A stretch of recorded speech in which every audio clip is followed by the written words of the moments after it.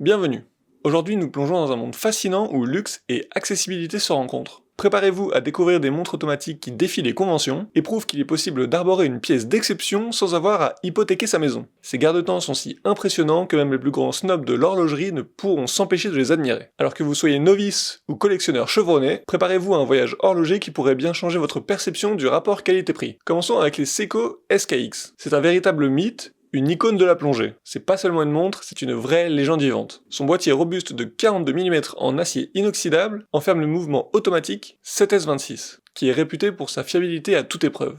Ce calibre, bien que très basique, est le vrai cheval de bataille de Seiko depuis quelques années, prouvant qu'on n'a pas besoin de grandes complications pour créer une montre extraordinaire. Les SKX sont surtout conçus pour l'action. Son étanchéité de 200 mètres en fait un vrai compagnon de plongée. Sa lunette rotative unidirectionnelle n'est pas là que pour le style, c'est un réel outil crucial pour tous les plongeurs afin de compter le temps qu'ils ont passé sous l'eau. Les cadrans sont très beaux et très lisibles, avec des indices typiques de montres de plongée ronds en Lumi-Bright, la substance luminescente signature de Seiko. Ça veut dire que même dans l'obscurité la plus totale, vous allez être capable de lire l'heure. Le verre Hardless développé par Seiko vous offre une résistance aux rayures supérieure aux verres minéraux, assurant que le cadran de votre montre restera quand même dans un bel état malgré l'utilisation intensive que vous pourriez en avoir. Et ce qui rend la SKX vraiment spéciale, c'est son héritage. Elle s'inscrit dans la grande lignée des montres de plongée de Seiko, qui ont vraiment révolutionné l'industrie dans les années 60-70, donc en portant une SKX, vous ne portez pas simplement une montre, vous portez un bout important de l'histoire de Seiko. Et le plus incroyable, c'est que vous en aurez pour probablement moins de 300 €. C'est vraiment une montre japonaise assez importante et qui prouve qu'il n'y a pas besoin de dépenser des milliers et des cents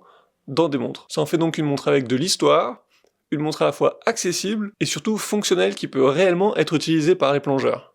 Passons maintenant à un tout autre registre avec l'Orient Bambino. Si la SKX était le couteau suisse des montres de plongée, l'Orient Bambino, c'est tout simplement le smoking parfaitement taillé du monde horloger. Cette montre prouve qu'on peut avoir une dress watch pour un tout petit budget. C'est une montre qui a eu beaucoup de versions différentes, et ce qui est bien, c'est qu'il y en a pour tous les goûts.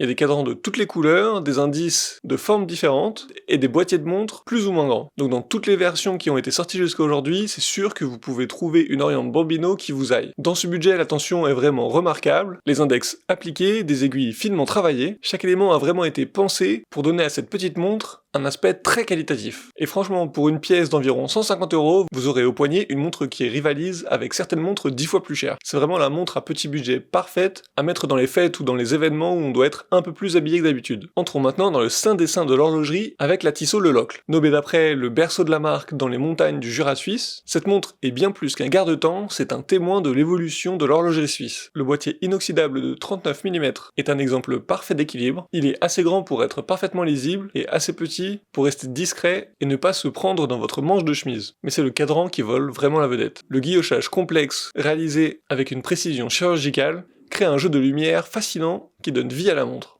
Les index en chiffres romains donnent un aspect sophistiqué à la montre, tandis que les aiguilles bleuies par traitement thermique apportent un contraste saisissant. Sous ce beau cadran bat le cœur de la montre. Un mouvement automatique ETA 28-24, c'est un calibre suisse très utilisé dans le monde de l'horlogerie, souvent considéré comme le meilleur mouvement ETA. Et le plus beau, c'est le fond transparent qui vous permet d'observer le mouvement en action. La Le Locle, c'est vraiment une belle montre. Il y a le petit bénéfice pratique d'avoir une date à 3 heures, et une petite étanchéité de 30 mètres qui suffira pour la vie de tous les jours. Mais ce qui rend cette montre vraiment spéciale, c'est surtout son histoire. Tissot, fondé en 1853, est l'une des plus vieilles maisons d'horlogerie suisse, en tout cas de cette qualité. Donc pour résumer, la Le Locle c'est une jolie montre, élégante, de chez Tissot qui est quand même une marque qui a un certain héritage, et qui est vraiment une montre décente dans cette gamme de prix. Ensuite, nous avons les Seiko Présage Cocktail. Là encore, un peu comme pour Orient avec les Bambino, ce sont des montres qui ont eu beaucoup de déclinaisons. À l'origine, le but c'était d'accoler les coloris de la montre à certains cocktails.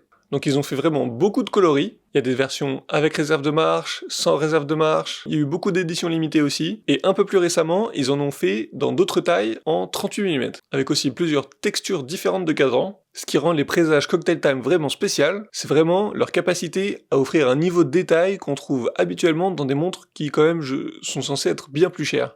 Donc pour un prix d'environ 400 €, vous aurez vraiment une montre très belle, qui peut très bien rivaliser avec des montres bien plus chères. Pour moi, le seul bémol, c'est qu'elles sont peut-être un petit peu épaisses. Et si je peux vous conseiller des modèles, pour ma part, mes préférés sont les modèles marron Odicha et vert Matcha. La texture du cadran est un petit peu plus sobre, et en tout cas, je trouve que c'est une montre qui prouve que, aussi bien pour les amateurs que pour les néophytes, l'horlogerie peut être à la fois accessible et extraordinaire, offrant la possibilité à chacun de porter des vraies belles pièces. Terminons notre voyage horloger avec la Citizen NB1050, une montre assez méconnue de Citizen, mais qui je trouve peut rivaliser avec des montres bien plus chères. C'est d'ailleurs la montre que je porte personnellement tous les jours. Alors je l'ai achetée au Japon et à l'époque c'était une montre qui devait se trouver autour de 70 000 yens, ce qui aujourd'hui ne fait peut-être plus que 400 €, peut-être même moins, 350.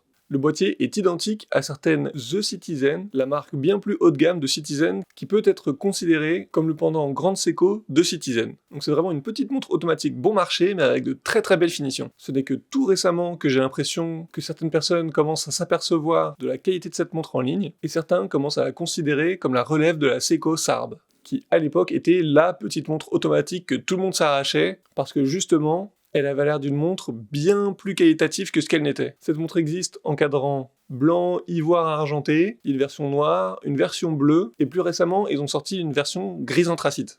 Il y a un fond de boîte qui permet d'observer le mouvement qui est un peu décoré, l'air de rien, et malgré que ce soit une petite montre que je porte tous les jours, et que j'ai vraiment pas peur de malmener, et que je bigne d'ailleurs assez régulièrement, et bizarrement, j'ai rencontré plusieurs personnes qui pensaient que c'était une grande Seiko. Parce que c'est vrai que le boîtier a une forme qui peut être très très proche de certaines grandes Seiko, et qui a cette caractéristique d'avoir des parties brossées et des parties à la fois très polies. Et pour finir, j'aimerais parler d'une montre quartz. Alors comme quoi je les déteste pas tant que ça, c'est une petite Zeppelin à calendrier et phase de lune. C'est une montre qu'on peut trouver aux alentours de 250 € et qui est vraiment très très belle et très classe. Et l'avantage du quartz, c'est justement qu'on peut avoir de nombreuses complications pour justement une petite fraction du prix. Cette montre existe aussi bien en acier doré que argenté, et il existe aussi quelques couleurs de cadran, notamment en bleu nuit, et celle qui ressort le mieux, je pense, en cadran blanc. C'est vraiment un garde-temps très élégant qui rend hommage à l'ingénierie allemande, tout en offrant une complication fascinante à un prix accessible. Le boîtier en acier inoxydable de 40 mm arbore des lignes classiques et épurées, rappelant l'esthétique des instruments de bord des dirigeables de l'époque. L'affichage de la phase de lune à 6 heures, une complication d'habitude réservée à des montres bien plus haut de gamme, ajoute une dimension poétique et romantique à cette pièce. Il y a une 4e aiguille qui vous annonce la date, et 2 sous-cadrans qui vous annoncent le jour de la semaine et le mois. Cette Zeppelin offre une complication rare et un design distinctif, prouvant qu'il est possible d'avoir une belle montre très sophistiquée pour vraiment pas grand chose. C'est une pièce qui ne manquera pas d'attirer l'attention et de susciter des conversations. Voilà, c'est tout pour aujourd'hui. J'espère que vous aurez découvert au moins quelques montres dans cette liste. Certes, ce sont des montres qui ne valent pas grand chose mais qui je trouve ont un sacré cachet et qui permettront à n'importe qui de commencer une collection. Sur ce, je vous invite à aller voir mes bracelets sur mon site internet ou bien à liker la vidéo et à vous abonner à la chaîne pour un petit peu de soutien. En tout cas, merci d'être resté jusqu'à la fin de la vidéo et je vous dis à la prochaine.